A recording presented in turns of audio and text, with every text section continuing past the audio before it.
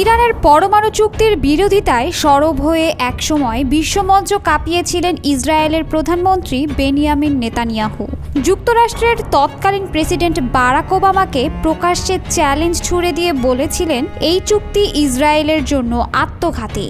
তার চোখে ইরান ছিল অস্তিত্বের হুমকি, আর তাই বারবার যুদ্ধকে তুলে ধরেছেন সমাধান হিসেবে।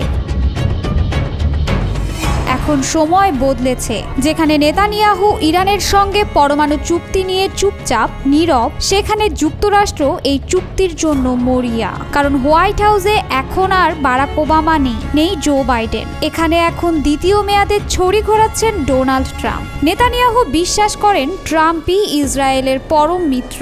তাকে প্রকাশ্যে বিরোধিতা করা মানে নিজের অবস্থান দুর্বল করা। ইসরায়েলি থিঙ্ক ট্যাঙ্ক INSS এর ইরান বিষয়ক বিশেষজ্ঞ ইউয়েল গুজানসাকির ভাষায়, নেতানিয়াহু এখন এক ধরনের পক্ষাঘাতগ্রস্ত অবস্থায় আছেন। বান্ডেল থাকলে প্রতি সেনমানিতে টাকা বাঁচবে। বিকাশ সেনমানি বান্ডেল কিনে জিতুন প্রতি লেনদেনে। গত 18 মাসে ইসরায়েল ইরান সমর্থিত গোষ্ঠীগুলোকে লেবানন, সিরিয়া, গাজা, এমনকি ইরানের অভ্যন্তরেও আঘাত করেছে। এই অবস্থায় ইরানের পরমাণু স্থাপনায় চূড়ান্ত হামলার সুযোগ তৈরি হয়েছিল। কিন্তু সমস্যার মূল জট যুক্তরাষ্ট্র। ইসরায়েলের পক্ষে এককভাবে বড় ধরনের সামরিক অভিযানে যাওয়া কঠিন, আর ওয়াশিংটন এখন ইরানের সঙ্গে আলোচনা নিয়েই সময় ক্ষেপণ করছে।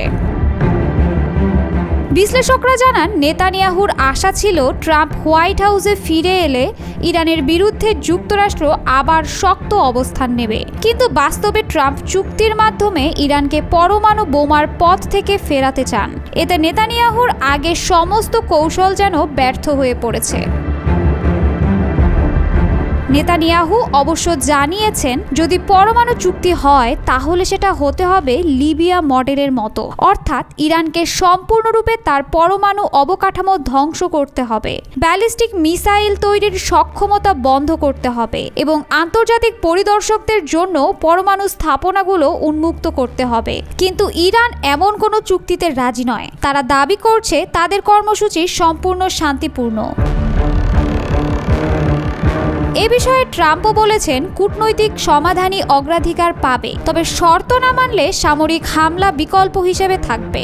বিশ্লেষকদের মতে, যদি চুক্তি হয় নেতানিয়াহু সরাসরি বিরোধিতা করবেন না, তবে তার ডানপন্থী মিত্রদের দিয়ে বিরোধিতা করিয়ে নিজে আড়ালে থাকবেন। বিশ্লেষকদের মতে সব মিলিয়ে নেতানিয়াহু চায় আলোচনা ভেস্তে যাক, চুক্তি না হলেই তার রাজনৈতিক জয়। কিন্তু তা যদি না হয়, তাহলে কি ইসরায়েল একাই যুদ্ধে নামবে, নাকি ইরান সত্যিই পাবে সেই পরমাণু অস্ত্র যার হুমকি নিয়ে গত 1 দশক ধরে বিশ্বকে সতর্ক করে এসেছেন নেতানিয়াহু? উত্তরের অপেক্ষায় রয়েছে গোটা মধ্যপ্রাচ্য।